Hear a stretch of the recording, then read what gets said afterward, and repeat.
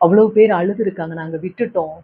அண்ணன விட்டுட்டோம். அண்ணன ஆட்சியில உட்கார வச்சிருக்கிறோம். அந்த கருணை பிரபு எப்படி ஆட்சி புரிவார் அப்படிங்கிறத நாங்க விட்டுட்டோம். அவரை இழந்துட்டோம். மனிதன் அரசியல்ல இறங்கி எத்தனையோ கஷ்ட நஷ்டங்களை எல்லாம் பார்த்து இத்தனை லட்சக்கணக்கான ஏன் கோடி மக்கள் வாக்குரிமை அளிச்சிருக்காங்க அப்படின்னா, அந்த மனிதத்தினுடைய முக்கியத்துவத்தை இந்த நாடு எதிர்பார்க்குது அப்படிங்கிறத எல்லாரும் புரிஞ்சுக்கணும். வணக்கம் அக்கா எல்லாருக்கும்.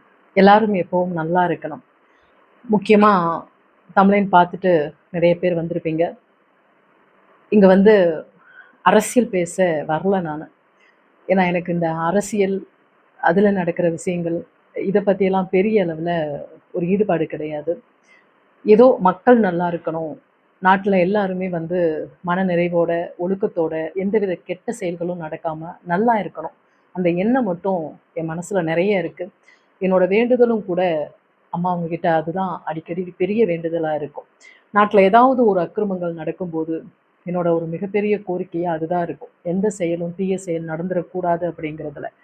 இன்னைக்கு நடக்கிற விஷயங்கள் உங்க எல்லாருக்கும் தெரியும். ஊடகமும் சரி, ஒரு எஃப்எம் கேட்டாலும் சரி, டிவி பார்த்தாலும், பேப்பர் பார்த்தாலும் ஒரே நிகழ்வு தான். இந்த நிகழ்வை பத்தி நானும் ஓட்டு உரிமை பண்ணியிருக்கிறதுனால, என்னோட ஜனநாயக கடமையை நானும் ஆற்றியிருக்கேன். எனக்கு தெரிந்த சில விஷயங்களை உங்களோட நான் பகிர்ந்துக்க போறேன். ஏற்கனவே ஒரு கருணையினுடைய வடிவம், கர்ணனோட மறுபிறப்பு, ஐயா விஜயகாந்த் அவர்களை வந்து நம்ம இழந்திருக்கோம். 1,00,00,000 மக்கள் தேர்ந்தெடுத்த விஜய் அவர்கள் மாண்புமிகு முதல்வராக பொறுப்பேற்கக்கூடிய அந்த தருணத்துல நடக்கக்கூடிய இந்த சிறு சிறு தடைகளான நிகழ்வுகளை பத்தி தான் இன்னைக்கு நான் உங்களோட பகிர்ந்துக்க போறேன். மக்கள் நிறைய சிந்திக்கணும். இன்னைக்கு இந்த 1,00,00,000 மக்களினுடைய தீர்மானத்தை இந்த இடத்துல யார் கெடுக்கிறாங்க? அதாவது ஒரு ஒரு சில இடங்கள்ல மட்டும் ஜெயிக்கல அப்படிங்கிற காரணம் முக்கியமா? இல்ல எல்லாரை விடையும் ஆளும் இடத்துல இருந்தவர்களையும் எதிராக இருந்தவர்களையும் மீறி பல இடங்கள்ல வெற்றி பெற்றது முக்கியமா? மக்களினுடைய கருத்து கணிப்பு முக்கியமா? மக்கள் ஓட்டுரிமை அளித்தது முக்கியமா? அப்படின்னு மக்களாகிய நீங்க எல்லாமே கொஞ்சம் சிந்திக்கணும். அந்த கருணையினுடைய மறுபிறப்ப நம்ம இழந்த மாதிரி மற்றும் ஒரு இழப்பை நம்ம யாருமே இழந்துடக்கூடாது. இன்னைக்கு நடக்கிற இந்த சிறு சிறு தடங்கல்கள் எல்லாமே மக்களாகிய நீங்க நினைச்சீங்கன்னா கண்டிப்பா இதை சரி பண்ண முடியும். டிவிகே அப்படின்னு சொல்லக்கூடிய அந்த கொடி கண்டிப்பாக பறக்கணும் அப்படிங்கிற ஒரு மிகப்பெரிய வேண்டுதலோட உங்ககிட்ட இந்த பதிவை நான் முன்வைக்கிறேன். இது அரசியல் சார்ந்து இல்லை தங்குங்களா, மக்களாகிய உங்களுடைய எண்ணங்கள் சார்ந்து தான் இந்த பதிவை நான் பேசுறேன். ஏன்னா இதுவரைக்கும் இல்லாத அளவுக்கு ஓட்டுக்கள் விழுந்ததோடு மட்டும் இல்லை, இதுவரைக்கும் போடாத பல ஓட்டுக்கள் விழுந்ததோட மட்டும் இல்லை, உங்க எல்லாருடையும் ஒரு பெரிய எண்ணம் எதுவாக இருந்தது அப்படின்னா, என்ன பொறுத்த வரைக்கும் நான் விசாரிச்ச வரைக்கும் விஜயகாந்த் அவர்களுக்கு கொடுக்கப்படாத, எங்களால தவறப்பட்ட ஒரு மிகப்பெரிய பொறுப்பு அண்ணன் விஜய் அவர்களுக்கு போய் சேரணும் அப்படின்னு நீங்க எல்லாரும் எடுத்த முடிவு பலமா இருக்கணும். அது ஜெயிக்கணும். இன்னும் ஒரு 90% தாண்டிய விஷயம் ஒரு 10% இழுபறியா இருக்கு.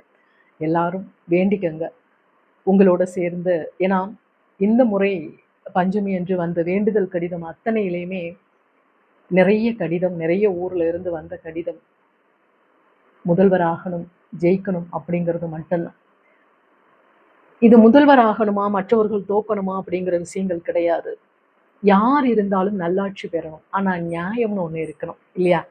எத்தனை மக்கள், கோடி மக்கள் வாக்குரிமைய ஒரு சிறு விஷயத்தினால தடை செய்வது சரியா அப்படின்னு சிந்திச்சு பாருங்க. விட்டு கொடுத்துறாதீங்க. இது வரைக்கும் நீங்க எல்லாருமே ஊடகத்திலையும் சரி, நிறைய நல்ல உள்ளங்கள் நிறைய நமக்கு செய்வாங்க அப்படிங்கிறத தாண்டி இனிமேலாவது பல மாற்றங்கள் கிடைச்சிடாதா? இந்த நாட்டுல நல்லாட்சிகள் நடந்துராதா? இதுக்கு முன்னாடி இருந்ததெல்லாம் நல்லாட்சி இல்லையாமா அப்படின்னா அப்படி இல்லை. எங்களுக்கு இன்னும் நல்லாட்சிகள் தேவைப்படுது அப்படி எடுத்துக்கோங்க. நான் யாரையும் இங்க குற்றம் சுமத்துவதற்காக வரல.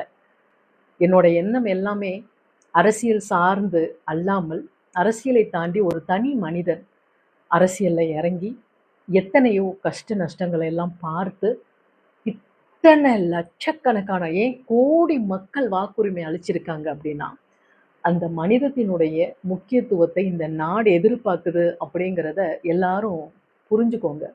தடைகளை தகர்த்தெறிந்து மீண்டும் ஒரு சிறப்பான ஒரு நாளிலே சிறப்பாக விஜய் அவர்கள் முதல்வராக பொறுப்பேற்கணும். அதுக்கு மக்களாகிய நீங்க கடைசி வரைக்கும் விட்டு கொடுக்காம துணையா நிற்கணும் அப்படிங்கிறது என்னோட ஒரு மிகப்பெரிய வேண்டுதலோடு கூடிய ஒரு கோரிக்கையாகவும் இருக்கு.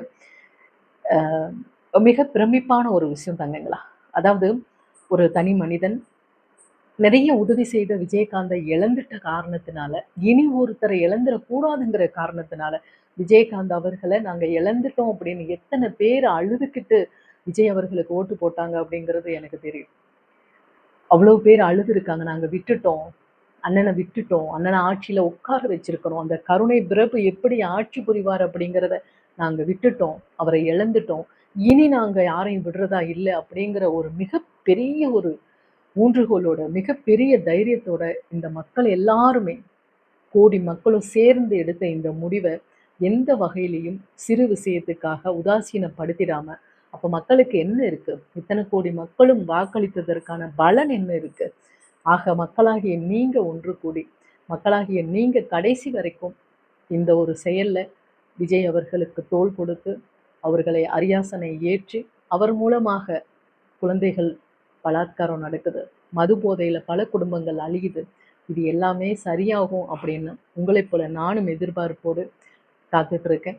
எந்த காரணத்துக்காகவும் விற்றக்கூடாது. இந்த ஒரு மாபெரும் வெற்றி பெற்ற இந்த நபரை அண்ணன் விஜயகாந்த் அவர்களை விட்டது போல, அவரை இழந்தது போல விஜய் அவர்களையும் இழந்துராம நல்லாட்சி புரிவதற்கு நாம் எல்லாமே கடைசி வரைக்கும் துணையா நிற்கணும் அப்படின்னு இந்த நேரத்துல கேட்டுட்டு, ஏன்னா இதுக்கு முன்னாடி நான் அரசியல் சம்பந்தமா யாருக்கிட்டும் எதை பற்றியும் நான் பேசினதில்லை. இப்பவும் அரசியல் சார்ந்து அல்ல, கோடி மக்களினுடைய வாக்குரிமைக்கான ஒரு பலன் இல்லாமல் போயிடக்கூடாது அப்படிங்கிறதும், இனி வரக்கூடிய காலத்துல விஜயகாந்த் போல விஜய் அவர்களையும் இழந்துட்டு அப்புறமா யோசிக்கக்கூடாது அப்படிங்கிறதையும் முன்னிறுத்தி தான் இந்த பதிவை உங்களோட பகிர்ந்திருக்கேன். மீண்டு வரணும், மீண்டும் இந்த தடைகளை எல்லாம் அகற்றி அரியாசனை ஏறணும் அப்படின்னு சொல்லி எல்லாம் வல்ல லட்சுமி வாராகி தாய்க்கு ஒரு மிகப்பெரிய வேண்டுதலை வைத்து உங்கள் சார்பாக வேண்டுதலை வைத்து விடைபெற்றுக்கிறேன். நன்றி, வணக்கம்.